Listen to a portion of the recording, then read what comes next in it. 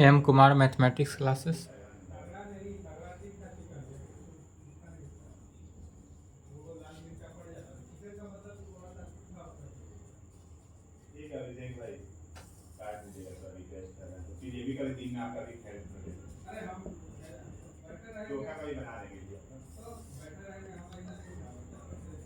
Lecture कितना हो गया? 1।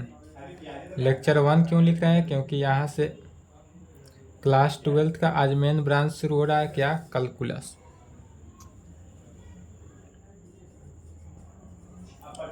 कैलकुलस को हिंदी में क्या बोलते हैं? कलन शास्त्र। कैलकुलस को हिंदी में क्या कहेंगे? कलन शास्त्र। तो सबसे पहले फिर पुनः एक बार और देख लेते हैं। कैलकुलस शुरू करने से पहले बाबू आपने अगर 3 लेक्चर नहीं किया है तो सबसे पहले यूट्यूब के प्ले लिस्ट में चले जाएंगे। क्या जाएंगे? प्ले लिस्ट में जाएंगे यूट्यूब के, और उसमें से सबसे पहले कैलकुलस पढ़ाए हैं। क्या? Calculus revision. जो कैलकुलस रिवीजन क्लास 11th है उसको पहले कंप्लीट करेंगे। उसको कंप्लीट करने के बाद आपको कहीं से कोई डाउट, कोई कन्फ्यूजन नहीं होगा 12th का कैलकुलस पढ़ने के लिए।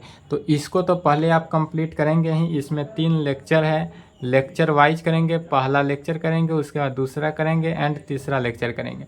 तीनों लेक्चर कंप्लीट करेंगे, उसके बाद 11th का जब कैलकुलस पढ़ाएंगे तो आप पढ़ सकते हैं। और अब मेन ब्रांच हो रहा है कैलकुलस। कैलकुलस जो है वह जैसे आपका घर जो है वह मेन क्या है? पिलर पर खड़ा होता है। तो जिस प्रकार आपका घर जो है मेन पिलर पर खड़ा होता है, ठीक उसी प्रकार मैथमेटिक्स का जो है यह कैलकुलस है। कैलकुलस इसके बगैर आपसे एक भी क्वेश्चन नहीं सॉल्व होगा। अगर आप बीएससी करते हैं आईएससी के बाद तो आपको कैलकुलस के बिना एक क्वेश्चन भी सॉल्व नहीं होगा। यह जो कैलकुलस है आप अदर बुक भी बनाइएगा अवश्य। अदर बुक भी बनाइए। एनसीईआरटी बुक तो हम बनाएंगे ही बनाएंगे। एनसीईआरटी बुक को तो हम लाइन बाय लाइन सॉल्व करेंगे।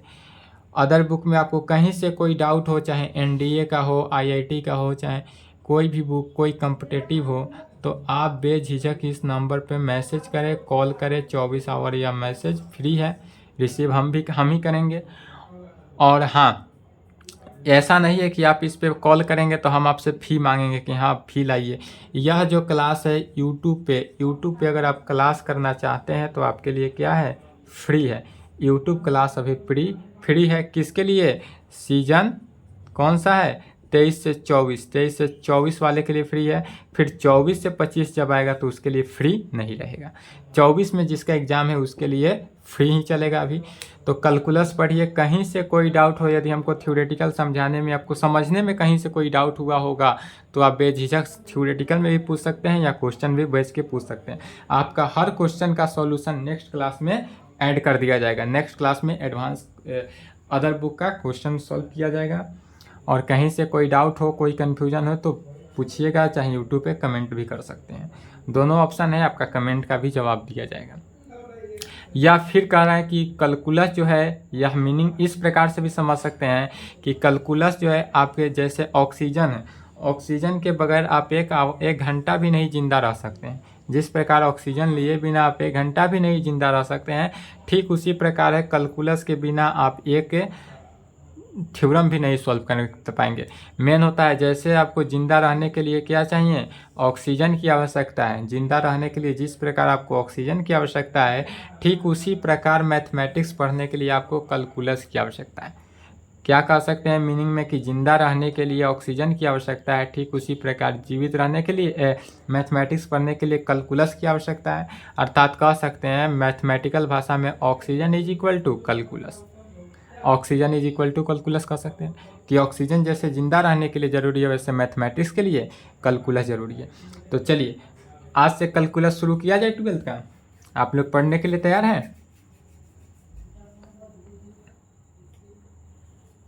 चलिए तो शुरुआत करते हैं कैलकुलस। ध्यान से देखेंगे कैलकुलस का शुरुआत करते हैं। सबसे पहले इसको चैप्टर वाइज देख लेते हैं कि क्या क्या पढ़ना है कैलकुलस के अंदर। तो कैलकुलस के अंदर यह पढ़ना है टॉपिक जो आपको 11th में नहीं मिला होगा, और ग्रेजुएशन में जाएगा तो आपको पूरा यही सब मिलेगा। तो सबसे पहले 12th में मिलेगा आपको continuity and differentiability.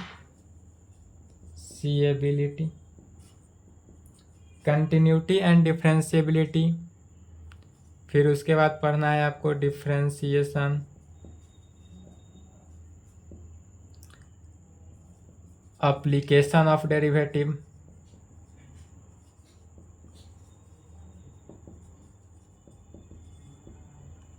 Integration, application of integral,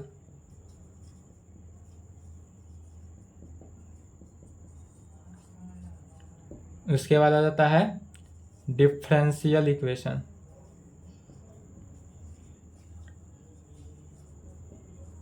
यह इतना चैप्टर है। इसमें आपका अगर आप एनसीईआरटी बुक को लेकर चलते हैं तो आपको कंटिन्यूटी, ओनली फॉर कंटिन्यूटी जो है वह एक्सरसाइज 5.1 में मिलेगा। 5.1 में आपको क्या मिलेगा, सिर्फ और सिर्फ कंटिन्यूटी मिलेगा। और डिफरेंशिएबिलिटी जो है वह 5.2 में 2 क्वेश्चन है, 9-10 नंबर क्वेश्चन या 8-9 नंबर क्वेश्चन, याद नहीं है, वह 2 क्वेश्चन है मात्र एक्सरसाइज 5.2 में डिफरेंशिएबिलिटी का, और 5.1 पूरा क्या है, कंटिन्यूटी है। उसके बाद डिफरेंशिएशन जो है वह 5.2 में है, 5.2 से लेकर कहाँ तक, 5.8 तक। 5.8 में मीन वैल्यू थ्योरम भी है। उसके बाद एप्लीकेशन ऑफ डेरिवेटिव, या एनसीईआरटी बुक के लेकर चल रहे थे। एनसीईआरटी बुक में एप्लीकेशन ऑफ डेरिवेटिव जो है वह कहाँ से है, तो 6.1 से लेकर 6.5 तक पढ़ना है। एप्लीकेशन ऑफ डेरिवेटिव 6.1 से 6.5 पढ़ना है। फिर उसके बाद आता है आपका इंटीग्रेशन। इंटीग्रेशन जो है वह एक्सरसाइज 7.1 से लेकर 7.11 तक पढ़ना है। कैलकुलस में इंटीग्रेशन 7.1 से 7.11 पढ़ना है एनसीईआरटी बुक में। एप्लीकेशन ऑफ इंटीग्रल जो है 8.1 से लेकर 8.2 तक ही है, यह ज़्यादा नहीं है। डिफरेंशियल इक्वेशन जो है वह 9.1 से लेकर 9.6 तक है। डिफरेंशियल इक्वेशन कहाँ तक है, 9.1 से 9.6 है। इसमें continuity and differentiability, differentiation and application of derivative जो है वह एनसीईआरटी फर्स्ट वॉल्यूम में है, मैंने फर्स्ट बुक में है, बुक कहें या वॉल्यूम कहें। और integration, application of integral, differential equation, यह एनसीईआरटी सेकेंड बुक में मिलेगा। तो यह दोनों को मिलाकर कैलकुलस का पार्ट हुआ। यह सब यहाँ से यहाँ तक क्या है, कैलकुलस का ही ब्रांच है, चैप्टर है, चैप्टर वाइज। तो कैलकुलस शुरू हो रहा है यहाँ से, कंटिन्यूटी एंड डिफरेंशिएबिलिटी से शुरू करेंगे। डिफरेंशिएशन, सबसे पहले कंटिन्यूटी एंड डिफरेंशिएबिलिटी पढ़ेंगे, फिर उसके बाद क्या पढ़ेंगे, डिफरेंशिएशन पढ़ेंगे, फिर उसके बाद एप्लीकेशन ऑफ डेरिवेटिव पढ़ेंगे, उसके बाद इंटीग्रेशन पढ़ेंगे, उसके बाद एप्लीकेशन ऑफ इंटीग्रल पढ़ेंगे, उसके बाद डिफरेंशियल इक्वेशन पढ़ेंगे। तो सबको क्या करेंगे, लाइन बाय लाइन इसी प्रकार पढ़ेंगे। फर्स्ट बुक उसके बाद सेकेंड बुक, दोनों कंबाइंड है। आपका सिलेबस इसी तरह चलेगा। तो चलिए यहाँ तक लिखे, उसके बाद हम शुरू करते हैं कैलकुलस। हेडिंग डालेंगे, पहला chapter continuity of a function at A point. क्या डालेंगे, continuity of a function at A point डालेंगे। तो वहां से शुरुआत किया जाएगा। चलिए, यह इतना टॉपिक लिखना है तो लिख लें, कैलकुलस का चैप्टर है, लिख लें।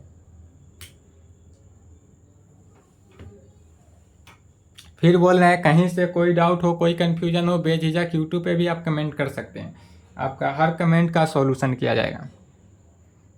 12th क्लास का मेन ब्रांच कैलकुलस, लेक्चर 1 है, यहाँ से चलते रहिए।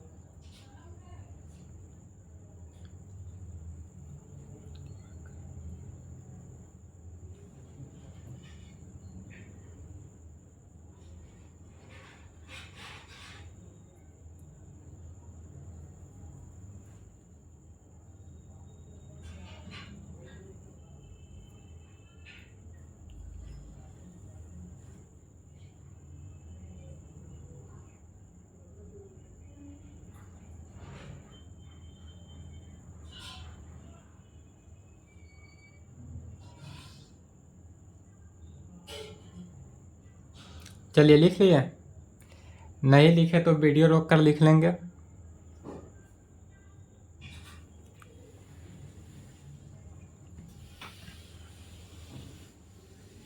कैलकुलस कलन शास्त्र।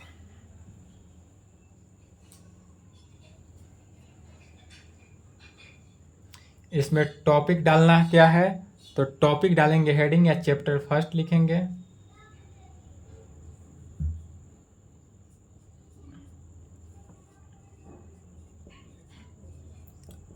Continuity of a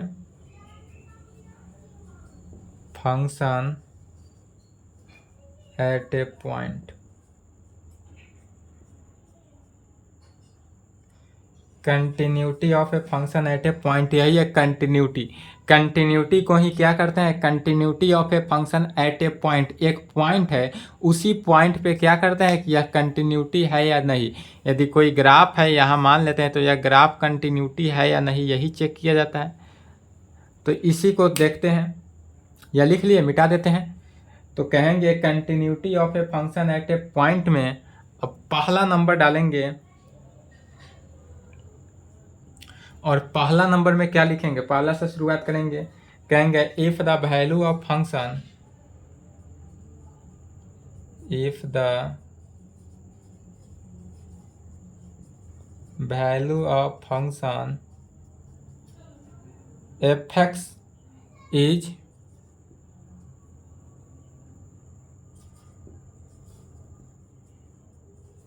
different. क्या कहेंगे पहला में कि if the value of function f(x) is different होगा। कब डिफरेंट होगा, तो वेन जब x का वैल्यू ग्रेटर देन या इक्वल टू होगा a पर। तो कहेंगे if the value of function f(x) is different होगा कहाँ पे, तो यदि x का वैल्यू x से क्या हो, बड़ा हो या x के इक्वल हो, तब उस केस में कह सकते हैं। या एंड x का वैल्यू क्या हो, लेस हो, माने x का वैल्यू जो है वह क्या होना चाहिए, a से छोटा हो।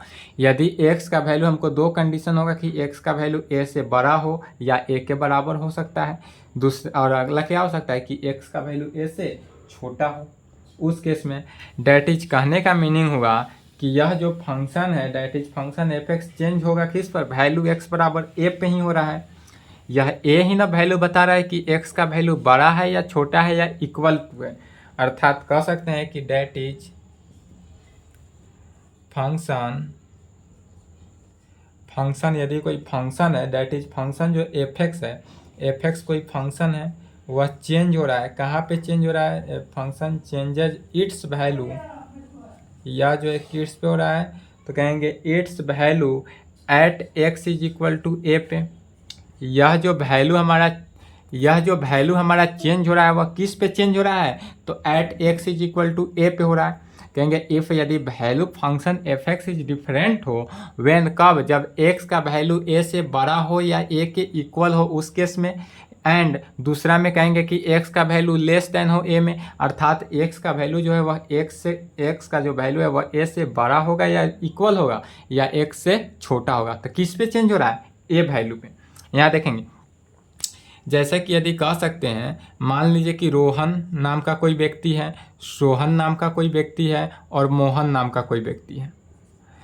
यदि रोहन, सोहन, मोहन तीन नाम का कोई व्यक्ति है, तो यदि कहते हैं कि रोहन का उम्र सोहन के उम्र से कम है या उम्र के बराबर है, रोहन का उम्र सोहन के उम्र से ज़्यादा है या उसके बराबर है कह सकते हैं, और मोहन का उम्र रोहन की उम्र से कम है। तो यह दोनों केस में क्या हो रहा है कि यह दोनों केस में जो है सोहन नहा रहा है, सोहन के ऊपर ही डिपेंड कर रहा है।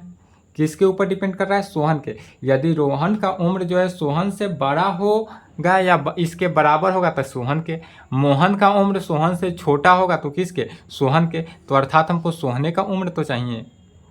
या यह कह सकते हैं कि रोहन जो है वह सोहन से 5 वर्ष बड़ा है, मोहन जो है वह सोहन से 5 वर्ष छोटा है। तो इस दोनों में क्या हुआ, मेन तो सोहन का उम्र हुआ। सोहन का जो उम्र होगा उसी से 5 वर्ष ज़्यादा रोहन का उम्र है, उसी से 5 वर्ष छोटा मोहन का मोहन का उम्र है, लेकिन यह किस केस में, सोहन की उम्र के ऊपर। तो वही हिसाब है कि यहाँ पर x का वैल्यू जो है वह a से बड़ा होगा या a के बराबर होगा, या x का वैल्यू a से छोटा होगा। तो यह किस केस में है, तो इसका पॉइंट जो है वह कौन सा पॉइंट है, a पॉइंट पे। तो इसीलिए a पॉइंट पर कहेंगे दैट इज फंक्शन f(x) जो है वह चेंज होगा। किस पर चेंज होगा, तो changes its value at x is equal to a पे। यह जो वैल्यू है वह हमारा x बराबर a पे, यह वैल्यू हमारा क्या हो रहा है, चेंज हो रहा है। तो अगर इस प्रकार से चेंज हो रहा है तो इसका वैल्यू निकालेंगे कैसे, तो कहेंगे x बराबर a पे and we have to find,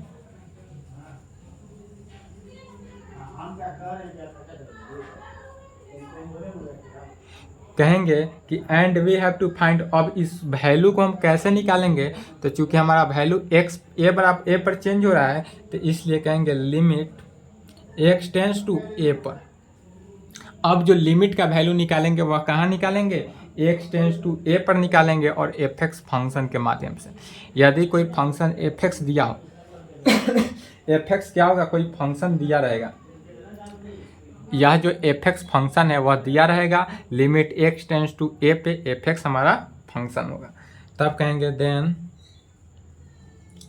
we first find left hand limit. Left hand limit को LHL से डिनोट करते हैं, LHL माने left hand limit, and right hand limit. Right hand limit को किस चीज़ से डिनोट करते हैं, RHL से। लेफ्ट हैंड लिमिट को LHL से डिनोट करते हैं और राइट हैंड लिमिट को RHL से डिनोट करते हैं। ऑफ फंक्शन कहाँ पर, f(x), of function f(x) at point x is equal to 0 पे। यदि कोई function at point x is equal to 0 पे, कहेंगे देन वी फर्स्ट फाइंड, सबसे पहले निकालते हैं लेफ्ट हैंड लिमिट, उसके बाद निकालते हैं राइट हैंड लिमिट। और कहाँ पे, तो फंक्शन f(x) जो है वह at point x is equal to 0 पे, x बराबर 0 पे कोई फंक्शन होगा उस पे निकालते हैं। तो सबसे पहले चलिए यहाँ से यहाँ तक लिखे, उसके आगे देखते हैं। इसमें तो हिंदी की आवश्यकता नहीं है, इसमें हिंदी की आवश्यकता है क्या। If the value of function f(x) is different होगा, माने कोई फंक्शन होगा, कहेंगे f(x) कोई फलन है, उसका वैल्यू अलग अलग होगा x बराबर a पे। हिंदी यही हुआ, लिखे यहाँ तक। हिंदी में है तो भी कोई दिक्कत नहीं होगा, यहाँ तक लिखे। यहाँ पर क्या कर रहे हैं, देन तब लिमिट यदि x tends to a function f(x) हो, देन तब we first find left hand limit. Left hand limit मैंने LHL का हिंदी क्या लिखें, लेफ्ट हैंड लिमिट है। फिर एंड राइट हैंड लिमिट को ही लिखेंगे RHL। तब function f(x) at point x is equal to 0 पर। अब फंक्शन जो है x इज इक्वल टू 0 पे देखना है कि x अगर 0 पे हो तो क्या कहेंगे। तो चलिए पहले यहाँ तक लिखें।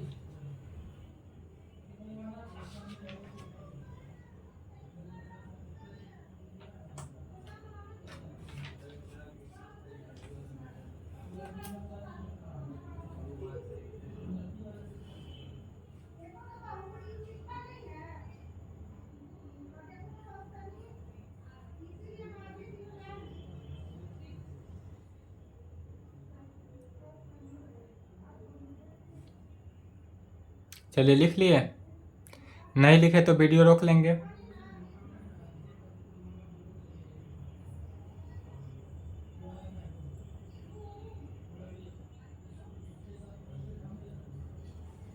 वीडियो रोक लें।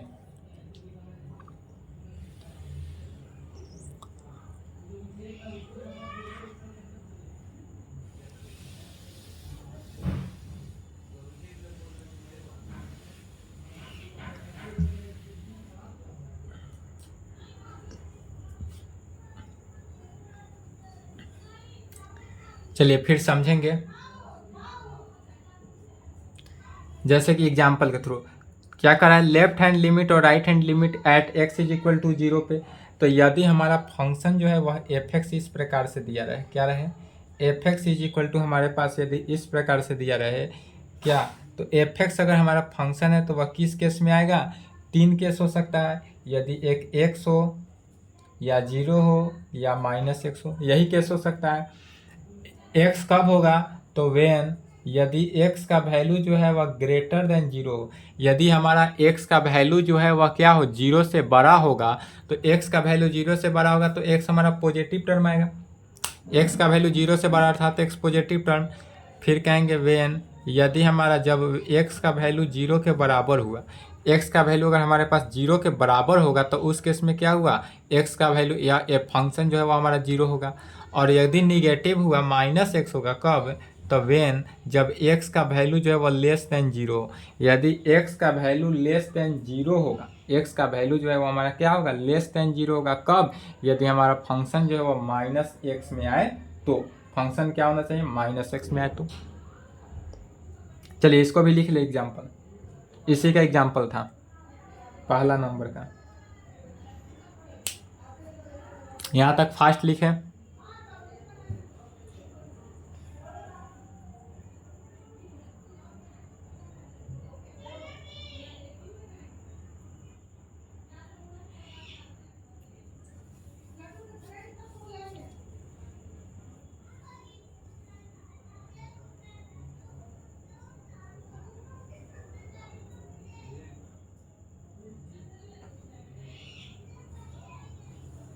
चलिए लिख लिए, नहीं लिखे तो वीडियो रोक के लिख ले।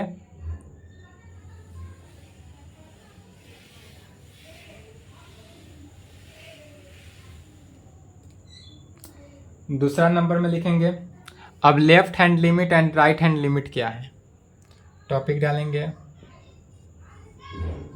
Left hand limit and right hand limit. क्या कहेंगे, left hand limit and right hand limit किसे कहेंगे,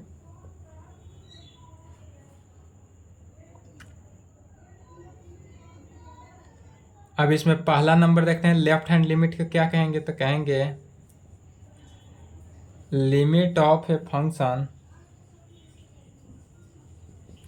limit of a function f x at point x is equal to a पे, कोई भी पॉइंट पे ले सकते हैं। तो लिमिट ऑफ ए फंक्शन, यदि कोई लिमिट का फंक्शन लेते हैं किस पे, तो f x at point x is equal to a पे, यदि x बराबर a पर हम कोई फंक्शन लेते हैं पॉइंट, तो इसका वैल्यू क्या आता है, पहला लेफ्ट हैंड लिमिट के लिए, तो पहला में अब कहेंगे लिमिट, यदि हमारे पास इस प्रकार से हो कि limit x tends to a f x, limit x tends to a f x जो है वह इज इक्वल टू क्या होगा, तो या पिछले रिवीजन में बताया कि लिमिट अगर x tends to a f x हो, फंक्शन कोई हो, फंक्शन या फिर कोई भी फंक्शन हो, function ax² plus bx plus c में भी हो सकता है, तो इस कंडीशन में हो तो क्या करते हैं, x की जगह पर a वैल्यू को रखेंगे, तो यह वैल्यू क्या हो जाएगा, एफ हो जाएगा, फंक्शन ऑफ ए में होगा। यदि कोई फंक्शन ऑफ एक्स में है तो वह वैल्यू किस में हो जाएगा, फंक्शन ऑफ ए में। फिर फंक्शन ऑफ ए को ही इस प्रकार से लिख सकते हैं, फंक्शन ऑफ ए -0, यदि हम इसमें से क्या करते हैं, 0 को घटा देंगे, यदि इस फंक्शन से हम 0 को घटाए तो कोई फर्क नहीं पड़ा, इज इक्वल टू, इसी को अब लिमिट के फॉर्म में लिख सकते हैं, limit h tends to 0 function of a -h। इसको क्या किए समझेंगे फिर से, लिमिट h टेंस टू 0 किए फंक्शन ऑफ a -h में, h का वैल्यू 0 है, तो h का वैल्यू अगर हम 0 रखेंगे तो क्या हो जाएगा, फंक्शन ऑफ a -0 में, फंक्शन ऑफ a -0 हुआ उसको फंक्शन ऑफ a में कह सकते हैं, तो इसी को लिखे दिए क्या, limit of h tends to 0 function of a -h में। फिर इसी को कहेंगे अब फंक्शन ऑफ a -0 कहें या limit h tends to 0 function of a -h, limit h tends to 0 function of a minus h के केस में भी कह सकते हैं। इसको क्या कहेंगे, is called left hand limit. यह कैसा लिमिट कहलाएगा, इसको कहेंगे लेफ्ट हैंड लिमिट। यदि इस केस में आया तो इसको कहेंगे left hand limit of function f x at point x is equal to a पे। यह क्या हुआ, left hand limit of function f x at point x is equal to a पे। चलिए यहाँ तक लिखे फास्ट।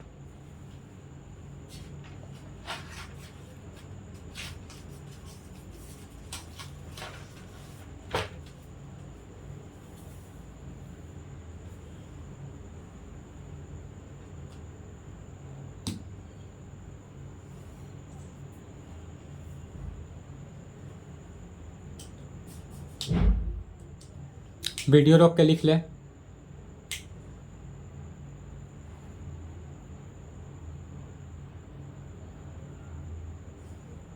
वीडियो रोकेंगे।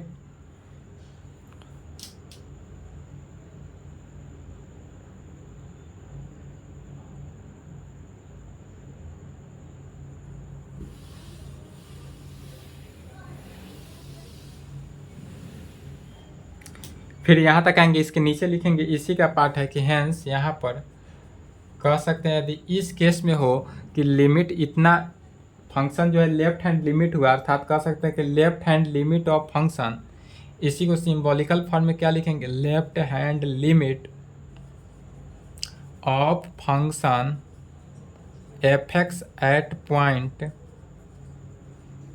X is equal to a पे क्या कहेंगे कि left hand limit of function f x at point x is equal to a पे कहेंगे। तो क्या हुआ, तो function of a minus zero भी कह सकते हैं, या क्या हुआ, एक्स फंक्शन पॉइंट, या जो कोई फंक्शन है वह ए पर डिपेंड कर रहा है, इज इक्वल टू इसी को क्या कहेंगे, limit h tends to zero function of a minus h. तो यदि हमको कहा जाए कि लेफ्ट हैंड लिमिट निकालना है तो हम क्या निकालेंगे, limit h tends to zero function of a minus h. जहाँ हम function limit h tends to zero function of a minus h निकाले वह क्या होगा, लेफ्ट हैंड लिमिट होगा। दूसरा नंबर देखते हैं, यह लिख लिए, वीडियो रोक के लिख ले।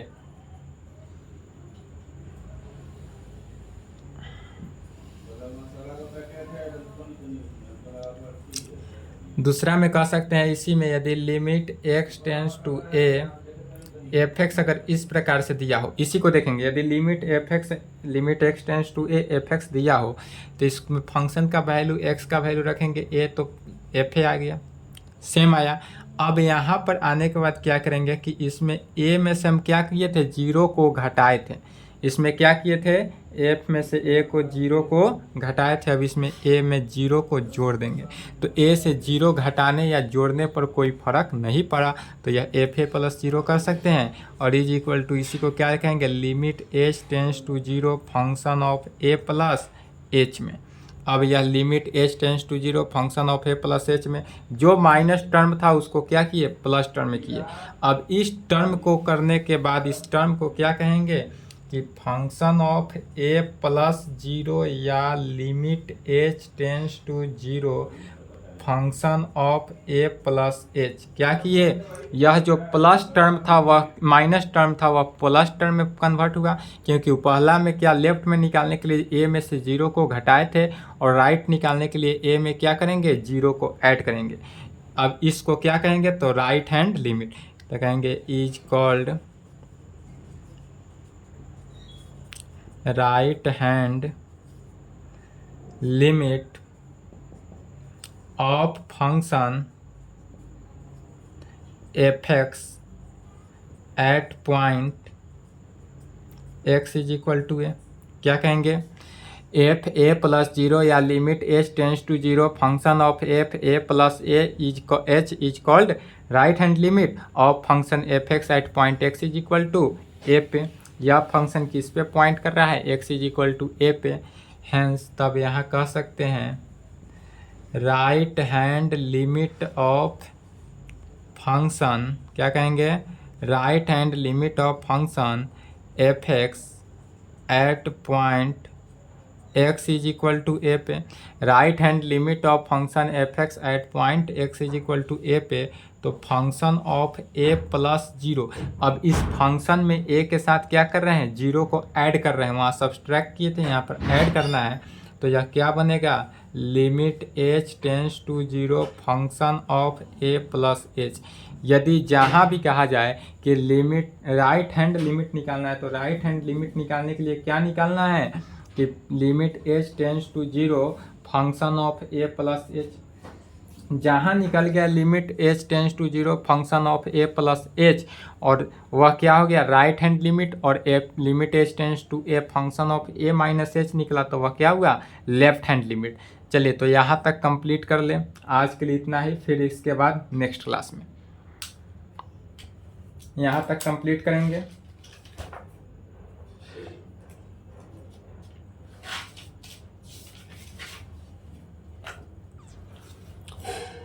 यह कंप्लीट करेंगे, लिखेंगे और साथ साथ इसको याद भी करेंगे, कमांड भी करेंगे अच्छे तरीक़ा से, क्योंकि यह कैलकुलस है। या अगर अच्छा से नहीं पढ़िएगा थ्योरेटिकल क्लास तो क्वेश्चन में प्रॉब्लम हो सकता है। चलिए तो यहाँ तक लिखें, और आज के लिए इतना ही।